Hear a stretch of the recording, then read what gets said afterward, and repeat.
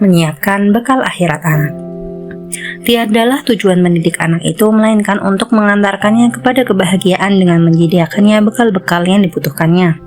Bekal anaknya diusahakan orang tua di dunia seperti kecukupan kebutuhan anak sehari-hari, prestasi, pergaulan yang luas dan sehat, sekolah yang berkualitas, keselamatan hidupnya, dan sejenisnya. Adapun bekal-bekal akhirat anak adalah penanaman nilai agama dan akhlakul karimah.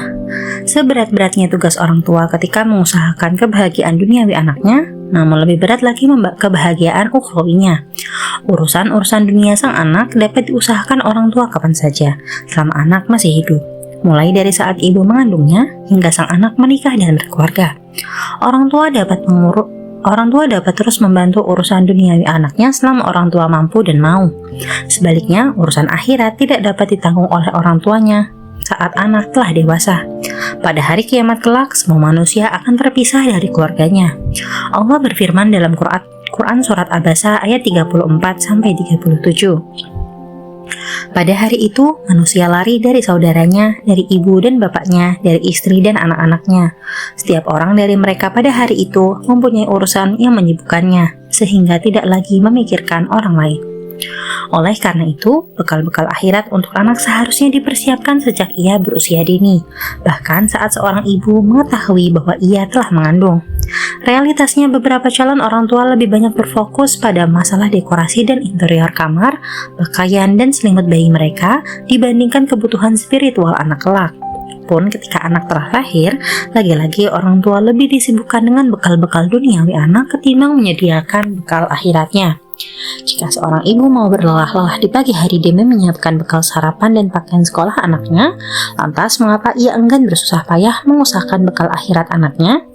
Jika seorang ayah bermandi keringat dan menguras tenaga demi membelikan kendaraan atau ponsel mahal untuk anaknya, lantas mengapa ia tidak berusaha menyiapkan waktu untuk membimbing anaknya salat dan mengaji?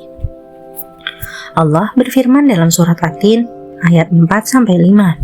Sesungguhnya kami telah menciptakan manusia dalam bentuk yang paling baiknya, kemudian kami kembalikan dia ke tempat yang serendah-rendahnya, neraka. Sebagian ahli tafsir berpendapat bahwa penggunaan subjek kami pada ayat tersebut menunjukkan jika penciptaan manusia sebenarnya bukan semata urusan Allah, tetapi juga melibatkan peran ayah dan ibu. Proses bagaimana sel-sel sperma dapat berhasil membuahi sel telur hingga jadilah sang janin adalah kekuasaan Allah. Namun proses selanjutnya menjadi tanggung jawab ayah dan ibu. Kesehatan bayi dalam kandungan dan perkembangan anak adalah tanggung jawab ayah dan ibu. Setiap dari kalian adalah pemimpin bagi yang lain, dan setiap dari pemimpin akan dimintai pertanggungjawabannya kelak. Salah satu bekal akhirat yang paling utama adalah takwa sebagaimana firman-Nya, dan siapkanlah bekalmu, sesungguhnya sebaik-baik bekal adalah takwa. Bekal takwa ini sangat efektif karena ia bukan hanya bermanfaat dalam pencapaian kebahagiaan seorang manusia di akhirat, tetapi juga dapat membantunya dalam menyelesaikan persoalan-persoalan dunianya. Beberapa ayat dalam Al-Quran menjelaskan manfaat takwa ini, diantaranya sebagai berikut. Barang siapa yang bertakwa kepada Allah, niscaya Allah menjadikannya baginya jalan keluar dari masalahnya. Quran Surat At-Tolak ayat 2. Barang siapa yang bertakwa kepada Allah, niscaya Allah akan menjadikannya baginya kemudahan urusan. Quran Surat At-Tolak ayat 4. Maka barang siapa yang bertakwa dan mengadakan perbaikan, tidak akan ada kekhawatiran terhadap mereka dan tidak pula mereka bersedih hati. Quran Surat Al-A'raf ayat 35.